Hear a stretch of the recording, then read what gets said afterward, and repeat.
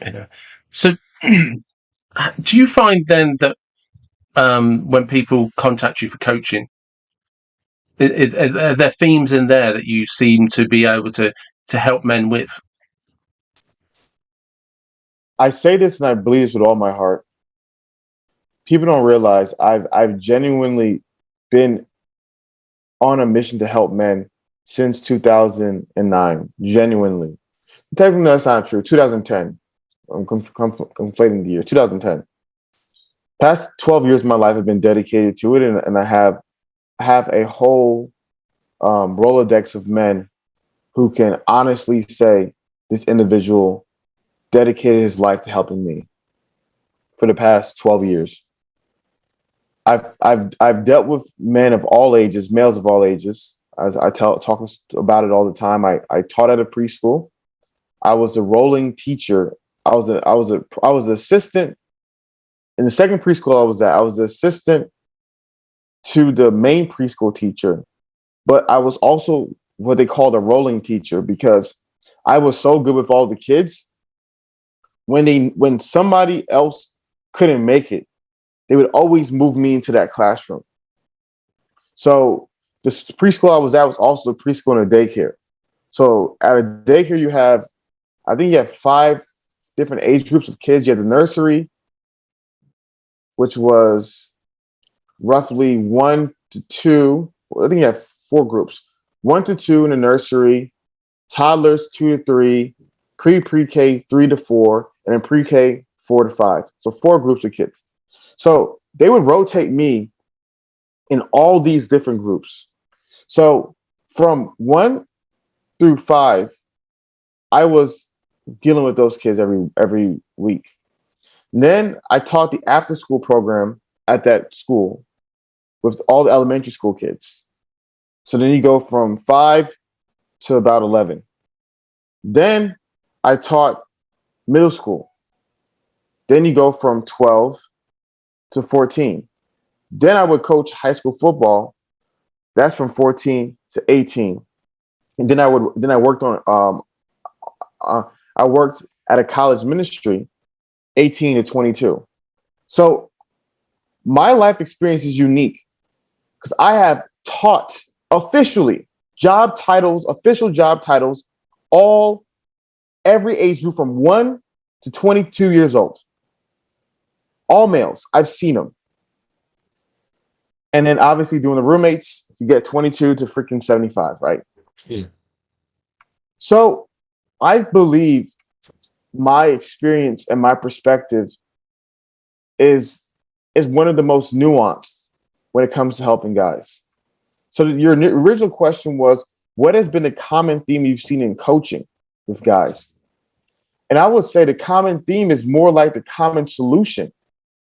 The common theme is isolation. Yeah. The men who are by themselves are the men who suffer the most. The men who do not have other guys besides them to achieve the task at hand suffer the most. Perfect example. When I was teaching preschool, there was this kid who was a really sweet kid, but he had a nasty streak. He was the nastiest kid I've ever met in my life. He had this violence to him, unnatural violence I've never seen before. He was 3 years old. And when he got mad, he would shake and he would grab kids. Mind you, he hit a level of violence that was just so unnatural. I remember one time he grabbed this girl by her head, by her hair, and smashed her face against a wall. He had the nastiest, I've never seen anything like this. Like this real demonic switch where he would get so violent. And when he was angry, his brain told him, commit the worst pain you can upon a person. I promise you, this sounds bad. If the parents would have known he was at the school, he would have got kicked out. But the headmaster, the headmistress, she had such a compassion for troubled kids. She would, be very gracious with him. And that kid, I remember meeting his mom one day, and I realized that the kid had no dad at home. And so I would spend time with the kid, and I would talk to him. We would spend a lot of time together, and he got a lot better through the influence of just being around me. So from a young age, we all know the effects of fatherlessness in the homes of young children. But fatherlessness is also compounded in the teenage years, where if a young man gets involved with the wrong group of guys and gets involved with the wrong gang, it also spirals him out of control. So what you see in every year of a man's life is that the men or the males who have the most support system of other great men along them are the ones that do the best. And the ones that have the least amount of those do the worst. So to me, the guys who come to my advice the most are guys in isolation who have no one to talk to, have no support system, and those are the ones that I constantly see suffering in their everyday lives. So, what advice do you give them then? To me, the advice has evolved. I would give them things I would do, places I would go to find like-minded individuals, and I would teach them how to build connections and all these things. But what I realized is my life is unique. My life is really unique because I've never been void of that in any area of my life. Never. Okay. My dad was a Hall of Fame father. My friends from high school are some of my friends today, 15, 16 years later. I have friends in every season of life. I have amazing mentors who have been guiding me since 19 years old that are still in my life today. I, I've been blessed supernaturally with nothing but amazing people in my life. So my life experiences is the exact opposite. So when people are like saying, Hafiz, I want advice to get to where you are at, it's hard for me because I'm like, I know what got me here. The people that are around me.